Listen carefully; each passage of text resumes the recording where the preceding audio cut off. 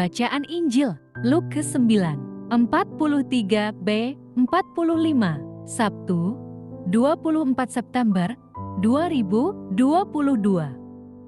Shalom, Bapak, Ibu, dan saudara-saudari terkasih dalam Yesus Kristus. Marilah kita mendengarkan dan merenungkan sejenak firman Allah, Injil Lukas, pasal 9, ayat 43b sampai ke 45. Pemberitahuan kedua tentang penderitaan Yesus. Inilah Injil suci menurut Lukas.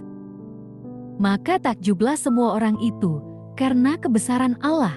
Ketika semua orang itu masih heran karena segala yang diperbuatnya itu, Yesus berkata kepada murid-muridnya, "Dengarlah dan camkanlah segala perkataanku ini. Anak manusia akan diserahkan ke dalam tangan manusia."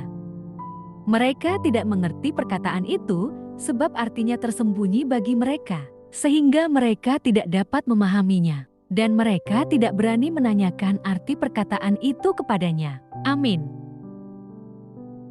Demikianlah sabda Tuhan. Terpujilah Kristus. Renungan Injil, memahami firman-Mu. Bapak, Ibu, dan saudara-saudari terkasih dalam Kristus Yesus, hukum rimba berkata, siapa yang kuat? Di Allah yang berkuasa. Fenomena ini sering kita temui dalam kehidupan sehari-hari, sehingga mereka yang kuat kerap semena-mena terhadap yang lemah.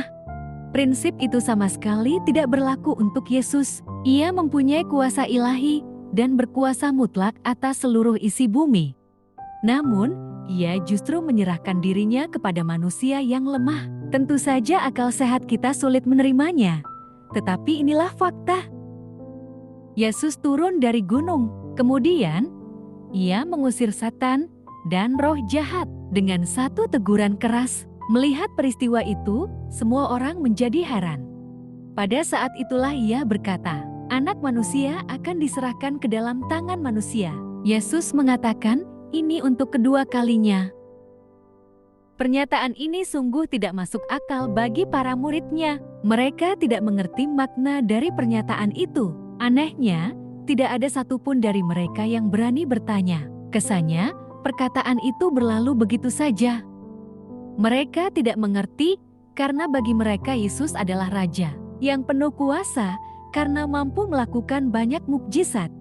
Para murid mungkin berpikiran bahwa Yesus adalah calon Raja penguasa Israel yang akan mengembalikan masa keemasan Israel seperti pada zaman Daud. Jadi, menurut mereka, tidak mungkin Yesus akan diserahkan ke dalam tangan manusia.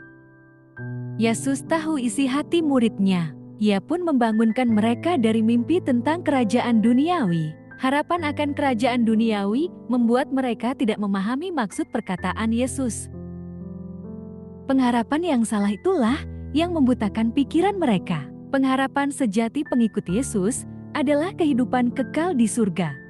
Untuk itu, mari kita terus belajar memahami maksud Tuhan dengan mendengarkan firman-Nya. Firman inilah yang akan membentuk pengharapan, sehingga kita tidak lagi salah menilai tentang maksud dan tujuan Tuhan bagi kita. Amin. Marilah berdoa. Tuhan, terangi akal dan hati kami, agar mengerti maksud dari firman-Mu. Amin. Dalam nama Bapa dan Putra dan Roh Kudus. Amin. Terima kasih sudah mendengarkan dan merenungkan firman Allah.